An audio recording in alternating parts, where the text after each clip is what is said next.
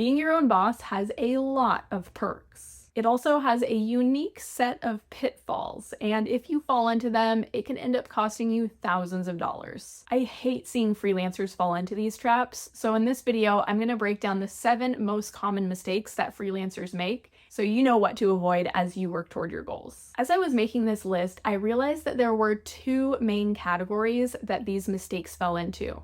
Number 1 is mistakes that come from the assumption that because you are a freelancer and a solopreneur, that you don't need to operate or think in the same way that a larger business does. And while that's true in some respects, it is not true in others.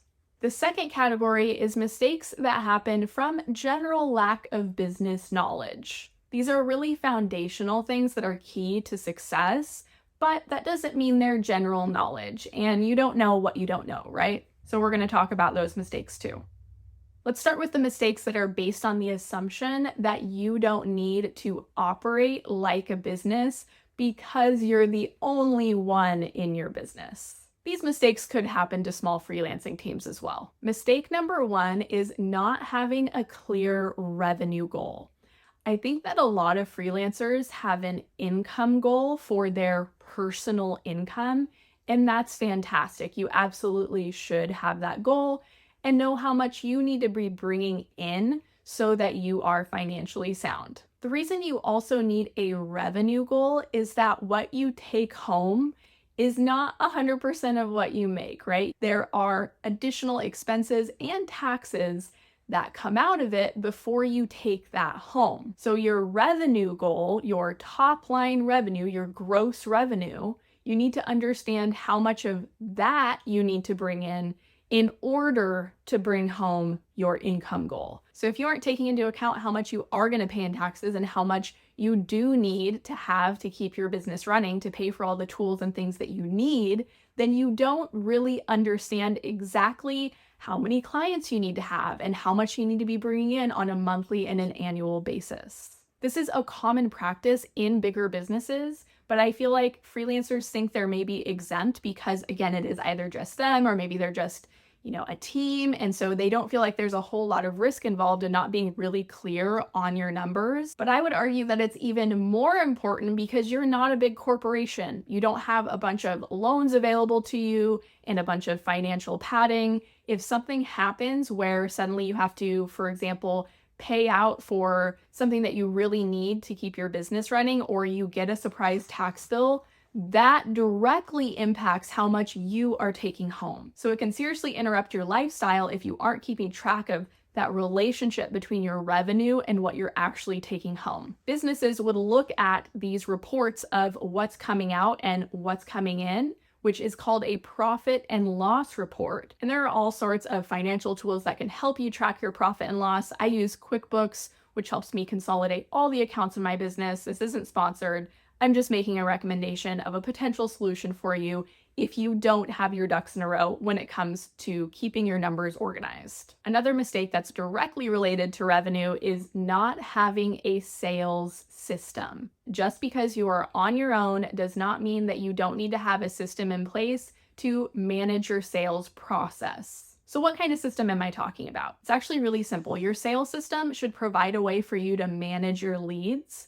And ideally, it should automate some things associated with sales, like sending out contracts to new clients and sending out invoices. Because sending contracts and invoices can quickly become a time suck. And if you aren't managing your leads, you can easily miss out on opportunities. For example, let's say you get on a discovery call with a potential client and it just turns out to be that you aren't the right fit for them right now, but maybe there's a chance that you could help out in the future.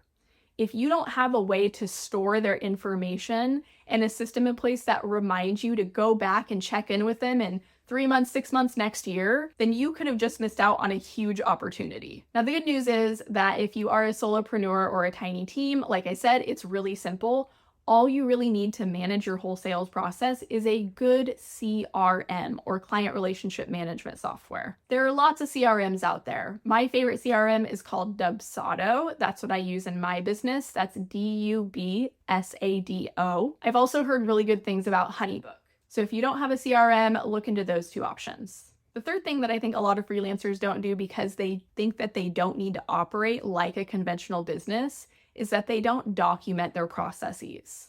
Now, I know that some of you that come from corporate who wanted to escape all of that to start your own business are going to cringe when I say you need to have SOPs. And if you don't know what SOPs are, SOP stands for Standard Operating Procedure.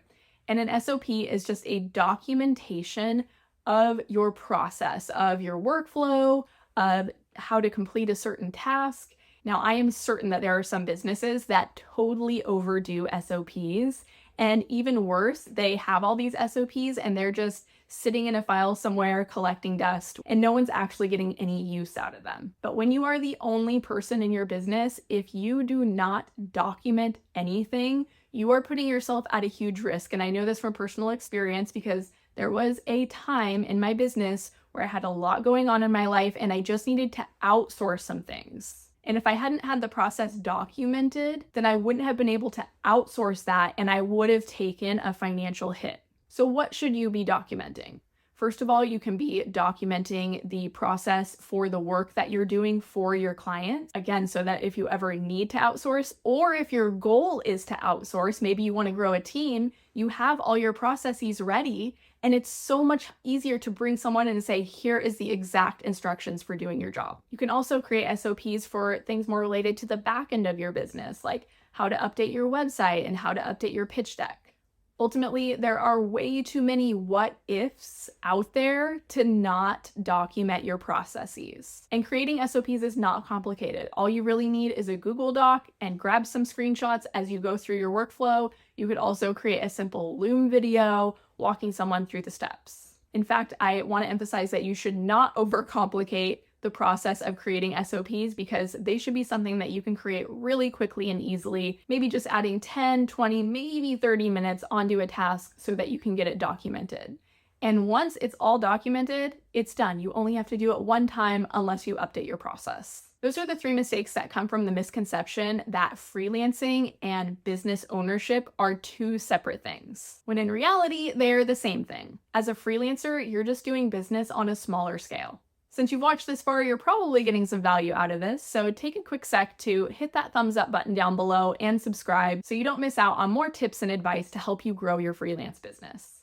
So let's talk about the pitfalls that freelancers fall into when they just don't have awareness of some best practices. And I'm really excited to dive into these because you don't know what you don't know, and I think these things should be talked about and taught more often. One common mistake is not having a niche. And firstly, I want to clarify that I do think it's okay to not have a niche in the beginning when you're testing the waters, feeling things out, and figuring out what you want to do and who you want to help. When not having a niche starts to cost you money is when there is a specific type of client that you could be helping in a big way and a specific specialty that you are not zeroing in on. Basically, you're spreading yourself so thin that you are selling yourself short and you're selling your client short, so nobody's really getting enough value out of the situation. And you really tend to reach this stage once you've gotten some experience under your belt, and that experience could be from working one-on-one with clients, or it could be that the thing that you want to do freelancing is something that you have done professionally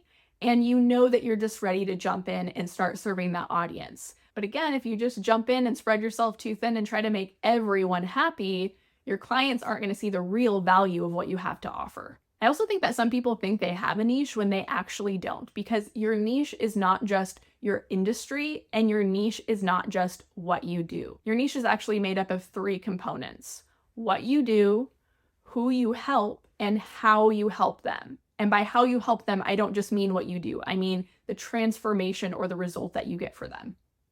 When you take this more holistic approach of niching down, your value is so much more clear to your clients.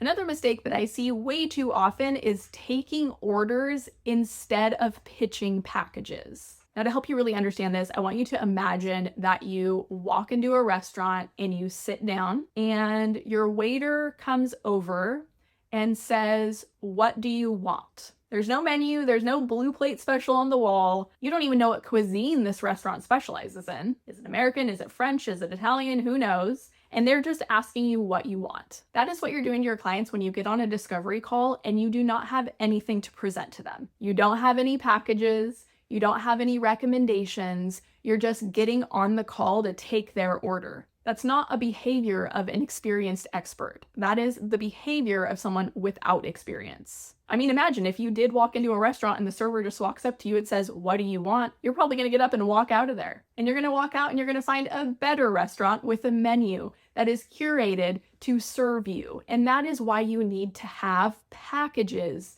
that are curated for your ideal clients. Now, like with niching down, you may find yourself in the role of the order taker early on in your business, but you should grow out of that as quickly as possible. Make it your goal to get to know the challenges and pain points that your ideal clients are dealing with and learn how you can help them overcome those challenges with your services. When you make this switch, the earning potential is huge, especially when you factor in the long-term income that you can get from dialing in your monthly retainer packages. So you can get that recurring revenue not just once, but month after month.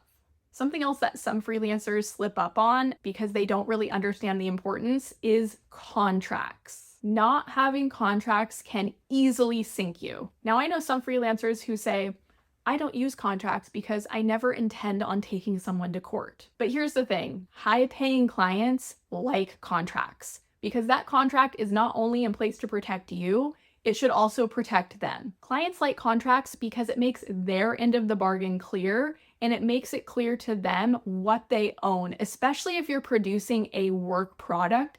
Any content that you're producing, anything that you're designing, anything that you're creating for them, that contract should specify who owns that content once it's created. Because a lot of businesses do want to know that they own the content, or they at least want to have clarity on the situation. If you aren't bringing that clarity to the table, there is a lack of professionalism there, and high-paying clients will recognize that.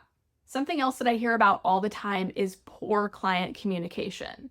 Or rather, I hear about things that are a result of poor client communication. Probably the most common thing that I hear about is a freelancer suddenly losing a client. Now, in reality, very often, if you just dig into their processes a little bit deeper, you will find that this sudden loss of a client is because they weren't communicating with their clients regularly. And I don't just mean an email. I mean a monthly call, ideally over Zoom or Google Meet, where you are sitting down with the client face to face, and not just to run through your to-do list or the deliverables, but to actually check in with how their business is doing. I do this with all my clients, and I have always had a hunch when a contract reduction or a cancellation was on the horizon, because they aren't just going to email you and say, "Hey, we're getting a new CEO next month, things might change," or "Hey, we have budget cuts on the table for 2025. Businesses just aren't going to put those things in writing, especially not over email. That's why you have to get on a call with them on a regular basis. So if a monthly check-in where you actually see your client's face or at least hear their voice and talk about these things is not a part of your process, make it a part of your process. If you are hearing one or some of these things and you're saying, "Oh crap, I'm making that mistake right now," that's okay, because now that you know what you're doing wrong, you can fix it. If you need to, do an audit of your business in these 7 areas, and then make a to-do list of what you need to do to get them in shape. You can also grab my freelance startup checklist down in the description, which isn't just for completely new freelancers. It's for freelancers at any stage in their business who want to make sure that they have set things up properly so that they can avoid costly mistakes like these. Thank you for watching, and I'll see you next time.